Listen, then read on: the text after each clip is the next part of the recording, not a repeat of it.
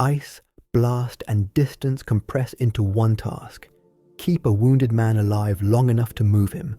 On the ice-glazed Volga crossings in December 1942, steps and planks turn slick, ropes freeze, and wind cuts through greatcoats at -20 degrees Celsius.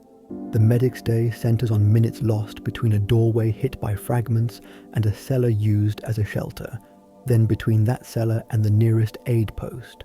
Stalingrad's blocks, shattered since the raid of August 23, 1942, leave few straight routes and fewer intact doors. Each pause adds blood loss, cooling, and shock. The difficulty lies not in one procedure, but in the sum of movement, exposure, and fire that repeats with every casualty. This account follows a practical day in the winter belt around Mamayev Kurgan and the factory districts in January 1943, when streets are cratered and stairwells are broken. It traces workload, evacuation under small arms and mortar fire, cold stress, infection risks, and the logistics of river crossings. Instead of a neat relay, most transfers occur through gaps in walls, across blown courtyards, and down icy embankments. Tools stay basic: a field dressing pack, an Esmarch tourniquet, Kramer splints, a stretcher, and a poncho sheet used as a drag. The frame is simple: find, stabilize, move, and hand over. Limits appear in timings rather than in words. The first constraint is fire and visibility across short ranges in ruined quarters, especially around the September and October 1942 fronts by the Red October and Barricade plants. Planning assumes a window of 1 to 2 hours to reach a battalion aid post, BMP, if passages hold, and a horizon of 6 to 24 hours to reach a separate medical battalion, or MEDB, if transport can be arranged. Shortage of carts, sledges, and tracked carriers means more dragging on a poncho rather than riding in a vehicle. Cellars and shell holes act as temporary stations, but each halt adds cooling and bleeding risk. The medic balances route safety against time, street by street. Fire patterns, not maps, decide the sequence. The second constraint is movement capacity across the river, where sanitary barges and motorboats load at night and shed ice by hammer in January 1943. Iced decks slow loading by minutes per stretcher, and each minute adds hypothermia risk at -18 to -25 degrees Celsius. Sanitary trains run on the far bank, but pier congestion and shelling push throughput below planned figures. Rather than continuous flow, most crossings run in weather windows and short bursts. The medic's role extends onto the landing stage, labeling, securing splints, adding insulation, and counting stretchers against the barge limit. Turnaround time sets how many reach surgery within the first day. In January 1943, at the foot of Mamayev Kurgan, the gaps between positions narrowed to 30 to 80 meters, and routes ran through wall breaches and stairwells without steps. Blocks shattered since September-October. 1942 offered shelter only in basements and shell craters. Compared with open ground, narrow streets sped up locating casualties but constrained stretcher maneuver. Snow mixed with meltwater formed an ice crust, and each step risked a fall with a stretcher. Pavlov's house stayed a landmark in the southeast sector, where rounds crossed window openings at 100 to 150 meters. In practice, the medic began with acoustic search during the lull between mortar bursts rather than with a shout. A safe approach was set by the fire pattern of the last 5 to 10 minutes, not a paper map of the quarter. Instead of a straight line, he moved in a zigzag along wall shadows, counting openings every 10 to 15 meters. Calling out to a wounded man drew a sniper, so the choice favored hand signals and short taps on brick. A poncho sheet went down at the entry point to serve as a drag if a collapse occurred. Compared with daytime, night reduced observation, but lamps revealed direction and raised risk. The decision to crawl was made in seconds before the next motorcycle returned. Crawling on elbows and knees covered 8 to 12 meters per quiet interval, with the route fixed by marks pressed into the snow. If the distance to the soldier was under 20 meters, he was dragged on the poncho with 2 straps under the armpits. At 25 to 40 meters, the medic paused in door recesses or behind fallen beams for 20 to 30 seconds each. You conserve breath and keep mittens on because metal from weapons and fragments at minus 20 degrees Celsius burns skin at once. In practice, any upwind movement slowed evacuation by about 1.5 times. Minutes decided how much blood was lost before the first field dressing could work. The optimal moment to call help depended on body mass and the fire sector. A man in winter kit with pouches weighed 80 to 95 kilograms, and 2 carriers could not always lift at once. Instead of an immediate lift under fire, most teams first pulled him around a corner, then inserted the stretcher. When 4 carriers were required, riflemen from the nearest squad were summoned, but that raised the chance of fresh casualties. In practice, 2 to 3 short pulls of 5 to 7 meters were safer than 1 long move. Any attempt to run on open ground for more than 3 to 4 seconds led to losses. Enemy sniper posts covered alleys out to 150 to 200 meters, and a smoke pot did not solve the problem on a windy day. Rather than ask mortars to blanket a street, the medic used the noise of artillery registration to shift during the gap between bursts. Wooden doors served as shields, but their 20 to 30 kilograms added delay. Compared with a door shield, a brick rubble berm protected better against 2 to 5 millimeter fragments. Routes were built through yards and wall breaks where cover height reached 60 to 90 centimeters. This reduced speed but increased the survival of the bearer group. Mine belts and tripwires restricted approach as strongly as direct fire. Before advancing 3 to 5 meters, the medic probed snow with a bayonet or stick, feeling for wire at ankle height. In basements, he met grenades on cords tied at 20 to 40 centimeters. Instead of a long stride, he used a short step, placing the foot on a compacted trace. Compared with summer soil, winter crust and debris left fewer visible signs. Any detonation turned 1 evacuation into 3, so the preliminary check added 1 to 2 minutes to each 10-meter segment. Once the casualty was reached, the first task was to limit further bleeding before any lift. A field dressing pack went on in the rubble, and an Esmarch tourniquet was prepared but tightened only with arterial signs. Compared with a quick carry-out as is, early dressing saved an estimated 200 to 400 milliliters over 10 to 15 minutes. The poncho was fixed with knots at chest and hips to prevent sliding on ice. If needed, a board 2 to 3 centimeters thick went under the neck for alignment. In practice, this took 60 to 90 seconds and reduced further loss on the route. The sector's result came from short actions stretched over 20 to 40 minutes: search, safe approach, primary fixation, and pulling to the nearest shadowed corner over 10 to 20 meters. Compared with the drill straight to stretcher, the sequence into cover, then to stretcher lowered hits on the evacuation team, and once the man was out of the beaten zone, it became time for first aid with hemostasis, warming, and immobilization that set whether he reached the battalion aid post within the planned 1 to 2 hours. Bleeding control takes the first minutes because those minutes decide whether a man reaches a dressing station. In December 1942, at temperatures from minus 15 to minus 20 degrees Celsius, blood clotted worse, and cold intensified shock. On a rubble pile, the individual field dressing was applied, firm hand pressure through the bandage created a seal, and a compress was fixed. Clean gauze was used when available, but more often fabric folded into 4 to 6 layers replaced it. In wind at an entrance, the window for primary hemostasis stayed at about 5 to 7 minutes because cooling rose after that. Compared with a rapid carry without dressing, early pressure saved several hundred milliliters in the first quarter hour and raised the chance to reach the battalion aid post. The Esmarch tourniquet was prepared in advance and applied only with signs of arterial bleeding, when a pulsating flow soaked the pad in seconds. A band about 4 to 6 centimeters wide was tightened above the wound by roughly 2 to 3 limb widths, with a soft pad under the rubber to protect skin in frost. The time of application was written in large letters on a tag and checked every 10 to 15 minutes, without loosening in an open area at -20 degrees Celsius.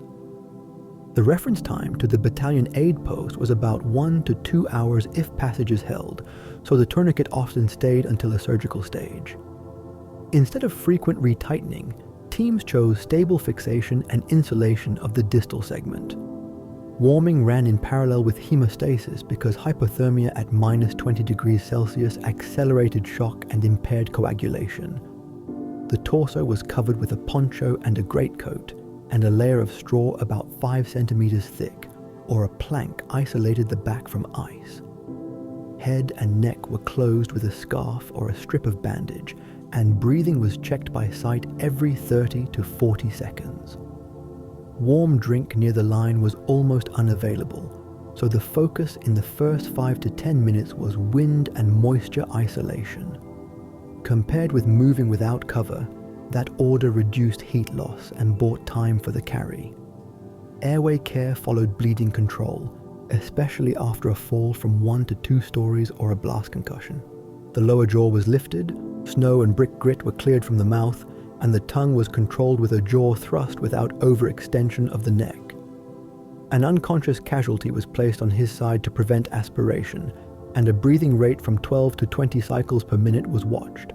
For an open chest wound, an occlusive dressing from oiled cloth or cellophane was fixed on 3 sides within about 1 minute to create a valve. Compared with simple gauze, this faster restored ventilation and reduced lung collapse. Immobilization was completed before any lift to avoid secondary displacement. A Kramer wire splint was molded along the limb, captured 2 adjacent joints, and was secured with figure of 8 turns of bandage.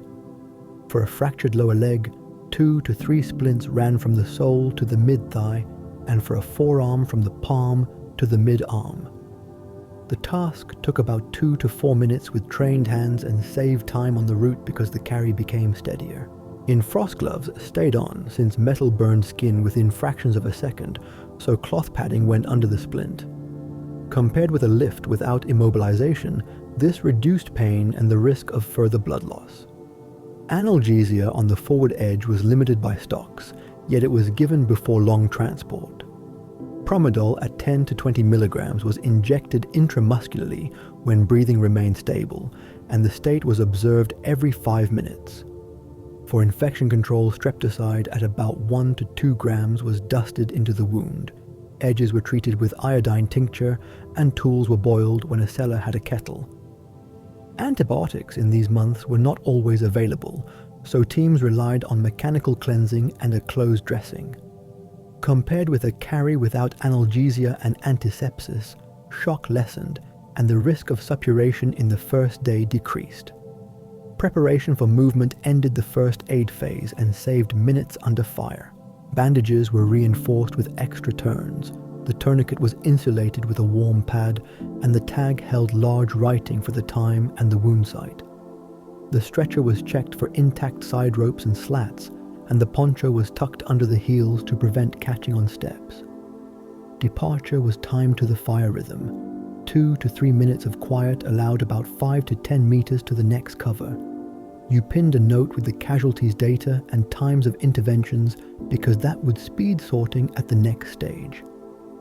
Then began the route to the battalion aid post through yards and breaches, where pace and shelter would decide the outcome.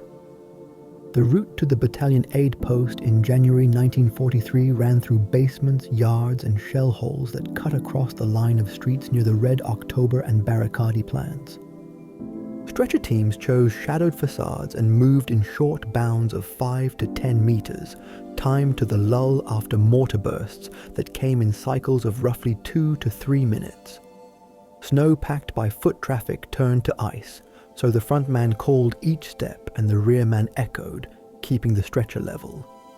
Compared with summer movement, winter carries took longer by a third, but cover along wall lines reduced the risk of fragments from 2 to 5 millimeters. Carrying 2-man was the default, because 4-man teams drew more attention on alleys that were 1 to 2 meters wide. Where the ground allowed, the poncho used earlier as a drag became a sledge, pulled by a rope looped through a door hinge. On long straight segments of 15 to 20 meters, the team paused 10 to 15 seconds to rest, grip and check breathing rate. A cellar doorway at every 20 to 30 meters served as a micro-shelter. This lowered speed, but it cut the chance of dropping a man when legs lost strength in felt boots that absorbed meltwater at -15 degrees Celsius. Turns and thresholds were planned like obstacles on a course. Before a 90-degree turn, the front bearer warned, then stepped wide enough to clear the wounded man's boots by 20 to 30 centimeters. Stairwells without steps were treated as ramps of broken concrete. A plank or a door leaf acted as a slide to lower the stretcher under control. In places where rubble rose 40 to 60 centimeters, the team switched to a crawl push, guiding the head end first.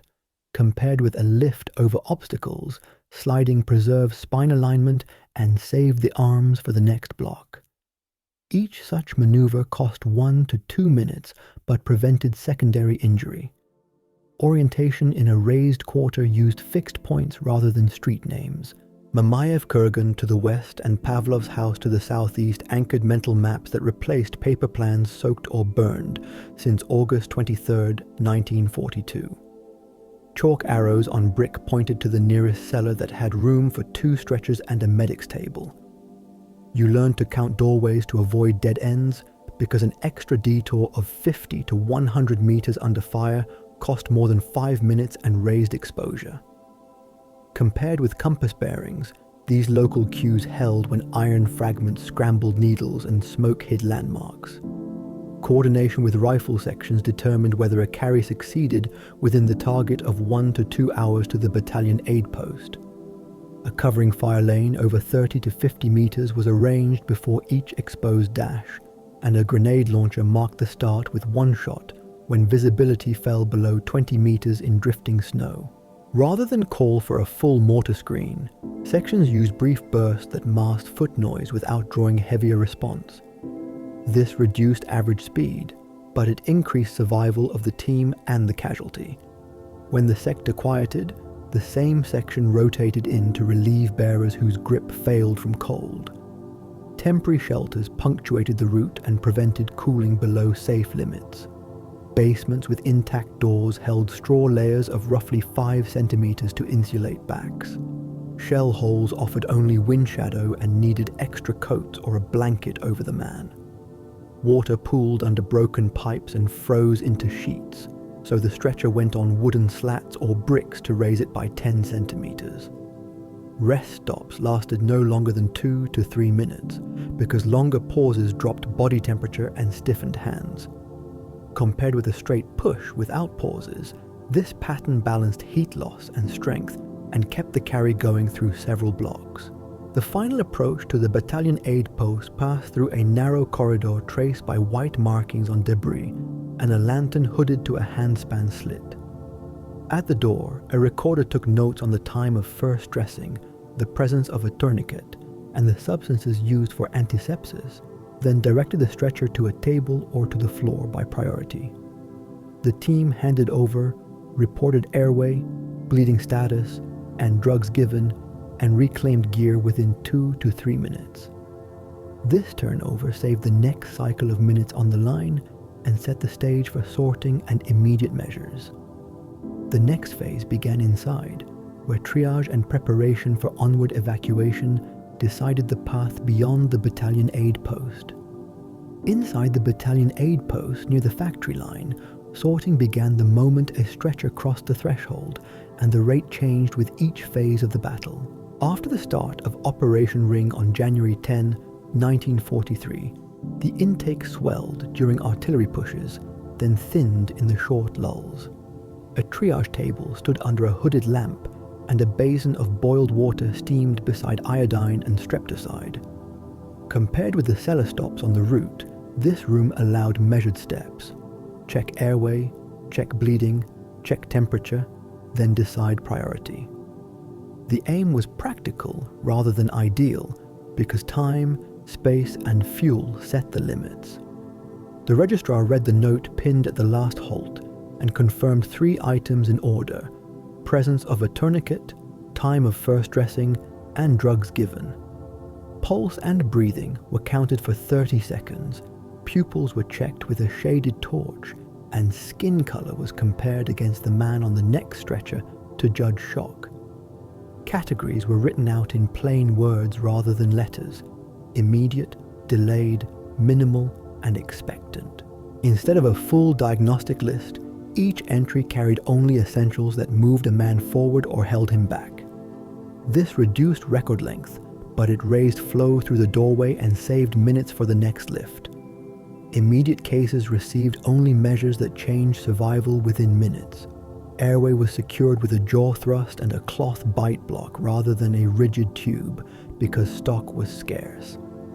For a sucking chest wound, an occlusive patch went on again if the seal failed, and for visible limb bleeding, the tourniquet was checked and reinforced with padding. Warmed saline was scarce at this level in January, so hot bricks wrapped in cloth were placed at the armpits and groin to slow cooling. Compared with prolonged procedures, this narrow set stabilized more men for the next stage and matched the room's capacity with the rate of arrivals. Delayed cases were prepared for movement rather than kept for comfort.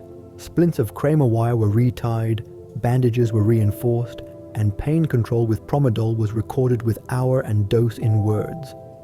A stretcher team rechecked knots and added a blanket or a greatcoat to the torso, because the carry to the loading point could take 20 to 40 minutes in drifted snow.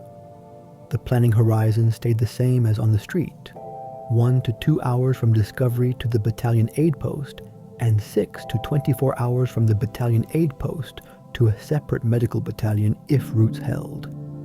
Instead of waiting for a perfect convoy, the staff formed small packets to catch any transport window. Minimal cases walked or were seated against a wall stove, where a pot boiled for tools and mugs. A sanitary worker shaved hair around contaminated wounds in under 5 minutes and dusted streptocide to cut bacterial load. Lice were combated with a dusting of naphthalene or a brief pass over a heated metal sheet, because epidemic typhus remained a winter risk in December and January.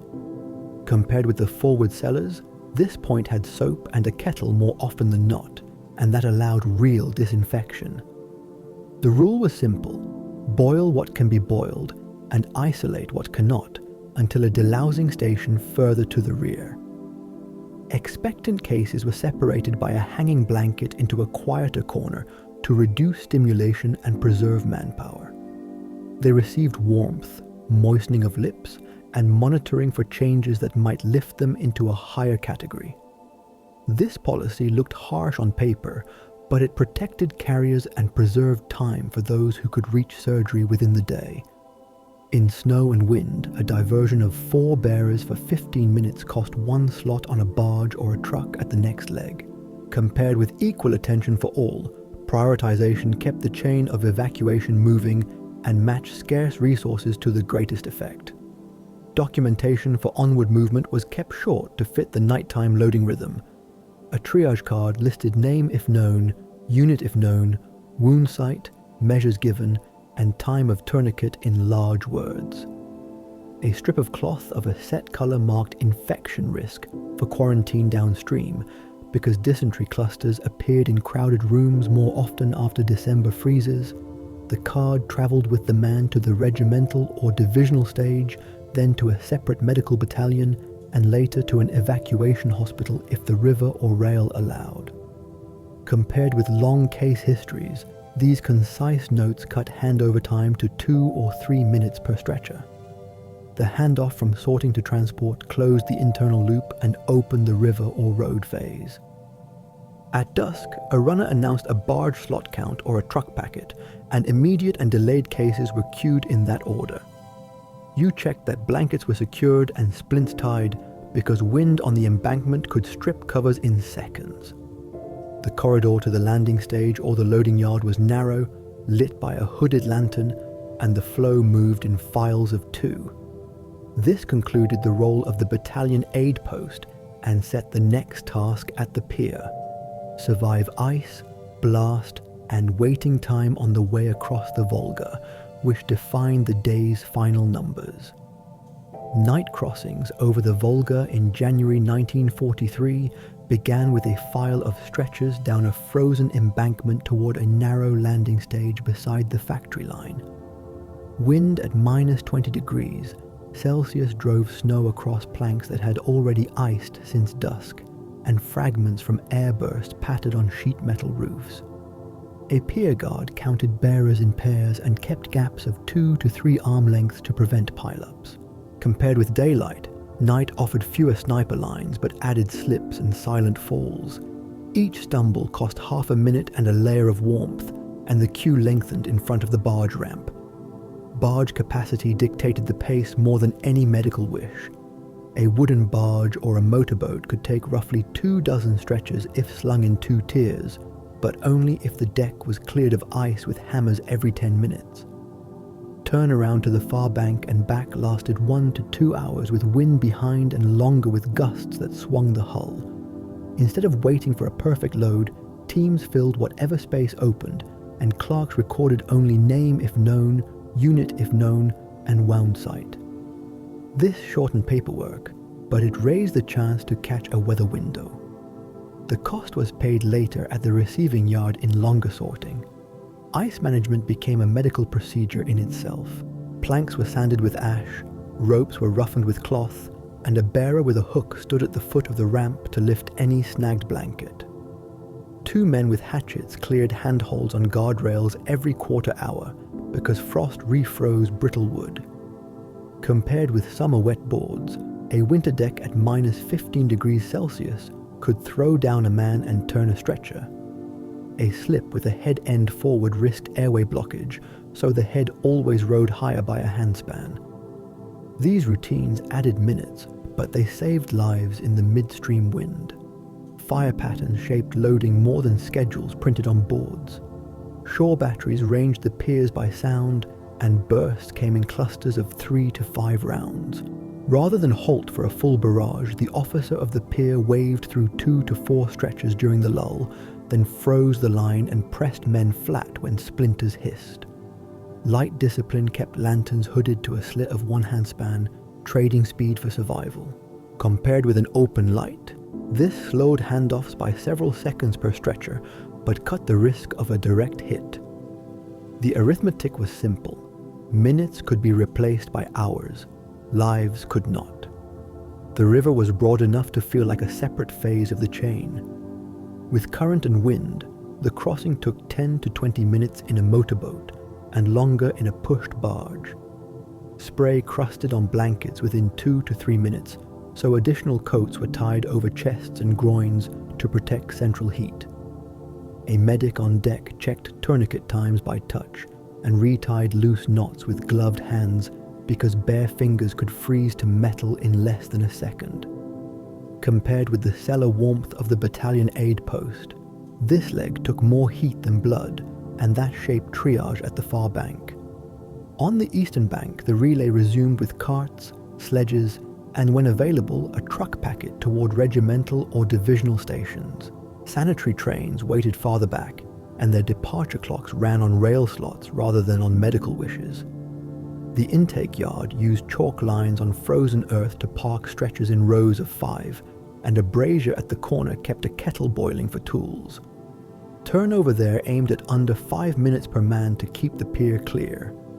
Instead of a long examination, staff verified tag times, tourniquet status, and airway, then moved cases toward a separate medical battalion where surgery could begin. Bottlenecks did not vanish, they shifted with weather. When fog hugged the river, boats ran slower, and queues spilled back into exposed streets toward the factories.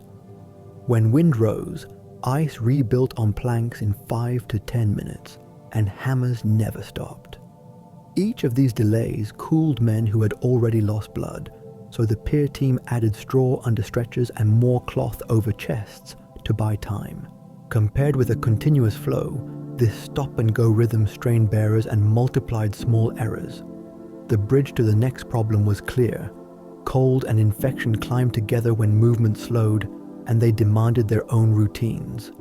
Cold and infection set the background risk from December 1942 through January 1943, when night temperatures stayed below -15 degrees Celsius for days at a time.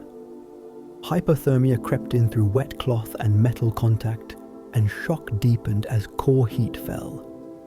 A medic counted breathing each half minute and looked for shivering that faded into stiffness. Compared with a gunshot, cold gave fewer signals and took more minutes, so warming began even before the stretcher moved. The rule was simple: insulate the back from ice, cover the chest and groin, and keep wind off the face. Trenchfoot followed wet felt boots and socks that never dried. The counter was rotation and drying rather than a miracle drug. In any shelter with a stove, socks came off, feet were rubbed dry, and powder was worked between toes. A simple schedule of 1 inspection per man per day in a company cut cases within a week, even with limited fuel. Compared with a clean wound, Trenchfoot kept men off the route for weeks, and it removed bearers from the pool. You learned to hang boots by laces near a chimney gap rather than place them on a hot plate that cracked leather within hours.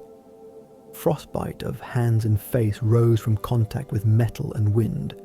Mittens stayed on during splinting and knot work, and cloth pads separated skin from wire and buckles. Cheeks and ears were shielded with scarf folds, and sentries watched one another for white patches that appeared in minutes at -20 degrees Celsius. Rewarming under a coat with body heat took 10 to 15 minutes and worked better than a stove blast that could burn numb skin. Compared with a dramatic injury, these small burns and dead patches stole dexterity and slowed every lift, so officers scheduled more bearers per carry when wind warnings came. Lice spread in close rooms and made epidemic typhus more than a word in winter. Delousing required heat or chemicals, and both were scarce, so units built small routines. Clothing was boiled for 10 minutes when a kettle and fuel were present, or dusted with naphthalene when only powder was at hand. Men with fever were isolated on a bench behind a blanket and watched for rash, and their cups were boiled and kept apart. Compared with forward cellars, posts behind the river had more soap, and that alone cut cases. Quarantine of a day or two separated clusters before they could spread back to the line. Dysentery followed poor water control and crowded rooms. The answer was boiling and latrine discipline, even under shelling. Water was brought in covered pots and boiled for at least 10 minutes, and cups were dipped into a pot of hot water between uses. Latrines were dug or cut into snow at a set distance of at least 30 meters from shelter doors, with ash thrown after each visit. Compared with summer, winter hid waste under snow, and that raised risk when a thaw came. A medic who kept these rules saved more men than a medic who chased cases after the fact. A minimal personal survival kit mattered as much as a stretcher. In a bread bag, a medic carried a candle stub, matches in a dry vial, a scrap of oiled cloth for an occlusive patch, a length of wire for splint support, a small ration, and a cup that could take a boil. Fuel remained the constant limit, so you learned to heat water on a brazier shared by 4 men and to rotate cups rather than wait for one man to finish. Compared with a heavy pack, this light kit kept hands free for lifts and gave minutes of heat where there was none. It bridged the gap between front and aid post. The pattern was consistent across weeks. Every degree of cold and every missed boil added to the medical load. When movement slowed, cases of trenchfoot rose. When rooms crowded, lice spread, and when fuel ran short, water went unboiled. The remedy was routine rather than heroism, and the cost was measured in minutes of work each day. This set the stage for the next limit that no kit erased: weight, distance, and fatigue that climbed together with each carry toward a battalion aid post and beyond toward a separate medical battalion. Weight began with the man. A wounded soldier in winter clothing and pouches weighed roughly 80 to 95 kilograms. His rifle and gear added several more kilograms, and the wooden stretcher weighed 12 to 16 kilograms. 2 bearers moved a load that approached 100 kilograms over snow and rubble, and their pace fell to a slow walk. In practice, a team covered 5 to 10 meters per short dash and rested 10 to 15 seconds. Compared with dry ground, snow and ice cut speed by a third and raised the chance of a slip that forced a full reset. Time windows frame success and failure. The working target to reach a battalion aid post stayed at 1 to 2 hours from discovery, and the horizon to reach a separate medical battalion stood at 6 to 24 hours when routes and boats held. When shelling closed lanes or wind-stalled boats, those windows stretched beyond plan, and cases that might have lived crossed a threshold. Instead of waiting for perfect conditions, units launched in short packets that fit the gaps. This raised handling workload, but it lowered total time in cold and moved more men within the day. Sleep deficit built up in numbers as well. A platoon medic could stay on his feet for 16 to 18 hours during a push, with only short stops for hot tea when a kettle existed. After that point, judgment dulled, knots slipped, and notes blurred. Errors clustered near dawn and after long carries. Compared with a quiet day, a barrage day created a backlog that paid out as mistakes in the next cycle. Officers learned to rotate bearers every 30 to 40 minutes on the heaviest legs, and to shift a medic off the line after a set count of cases instead of waiting for collapse. Work division opposed exhaustion with simple roles. Riflemen rotated into bearer teams in pairs, a runner stayed with the medic to carry notes and fetch help, and one man guarded the route for tripwires. A pair could lift a stretcher over a 40-centimeter lip, while 4 men saved time on a ramp but drew more fire. Compared with ad hoc calls, a set roster cut the seconds lost to arguing under fire. A small blackboard in a cellar listed the sequence of bearer teams and their next route, and that alone shaved minutes that stacked into hours over a week. Medics took wounds and frostbite at rates that mattered. Helmets and greatcoats protected against fragments of 2 to 5 millimeters, but a close burst could still tear through. The answer remained the same as for riflemen. Keep to wall lines, move in short bounds, and never break into a run across an open lane for more than 3 to 4 seconds. When a medic fell, evacuation slowed for the whole block. Compared with a rifle section that could hold ground, the medical chain collapsed when one trained man was lost, so units doubled the number of men who knew splinting and tagging. The mental load rose with the count of cases per day. 10 to 15 serious cases in a shift meant hours of blood, cold, and decisions under a hooded lantern. Notes had to stay legible, times of tourniquet had to be written in words, and names had to be captured when breath allowed. Compared with a rare dramatic rescue, steady accuracy moved more men alive through the chain. The bridge to the next chapter was operational. Frontline events in late 1942 and early 1943 shifted distances, flows, and risks, and they forced the medical chain to adapt week by week.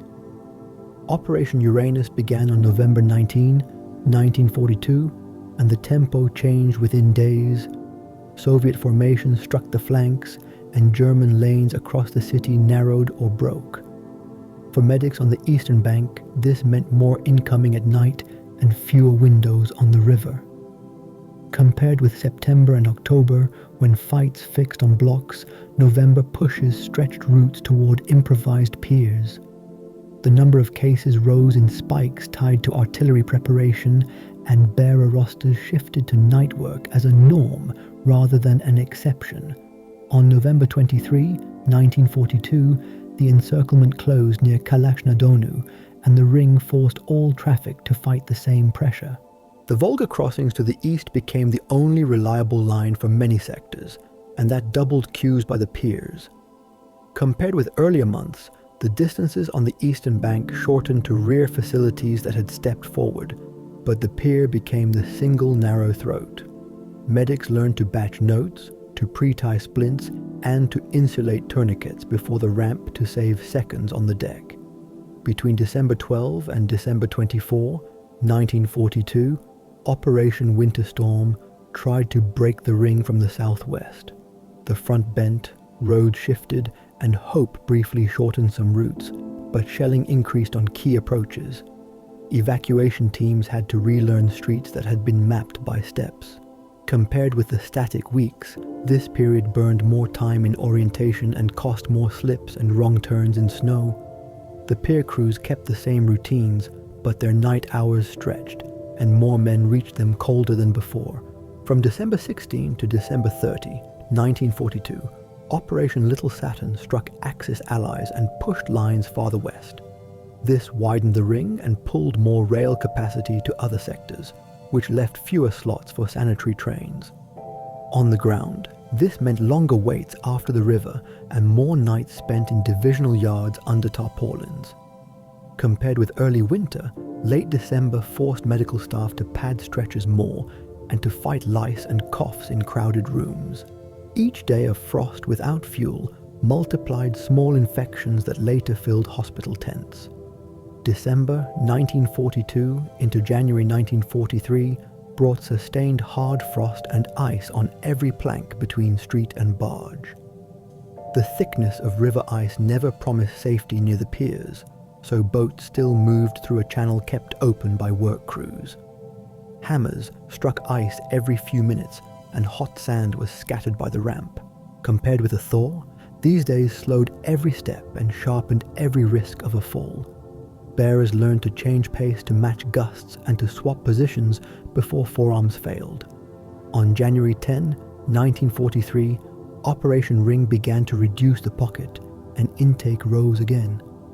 The battalion aid post ran on strict triage, passing only measures that could change survival within minutes and pushing men onward in packets to catch every boat.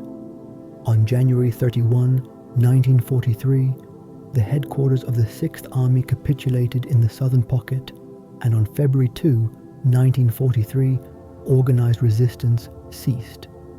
The last days mixed evacuation with prisoner care and body handling. Compared with autumn, winter's end asked for more routine than rush and turned the chain toward clearance and recovery. By January and February, the medical chain had learned concrete lessons that held across blocks and weeks. Routes were marked with chalk arrows and brick piles. Notes were written large and tied high on the chest. Ponchos became sledges on ice, and bearer teams rotated on a schedule rather than on hope. Lanterns were hooded to a narrow slit, socks were dried by a chimney gap, water was boiled in batches of cups, and lice were chased with heat whenever fuel allowed. Compared with the first months, error counts fell, and minutes saved at each step added up to hours. Those hours were the difference between a man who reached surgery and a man who froze before dawn. The limits of a person and a system met in these numbers. A medic could move 100 kilograms over rubble only so many times per night. A barge could take only so many stretchers per hour, and a river at minus 20 degrees Celsius could not be hurried beyond a narrow window. Each minute of bleeding, each pause in wind, and each step on ice counted toward an outcome. The chain from street to battalion aid post, to separate medical battalion, and to hospital worked when every link did its part, and it failed when one broke. That is why most people would not last a day in this role near Stalingrad. The price of survival in that winter was measured in minutes of work repeated without drama. Press, tie, warm, lift, carry, tag, and handover. The events of August 23, September and October, November 19 and 23, December 12 to 24 and 16 to 30, January 10, January 31, and February 2 set the calendar, but the arithmetic stayed the same. Compared with any picture of glory, the reality was a routine that kept men alive long enough to cross a river and meet a surgeon. In those conditions, endurance meant accuracy under cold and fire, and the system's value was the sum of such accurate minutes.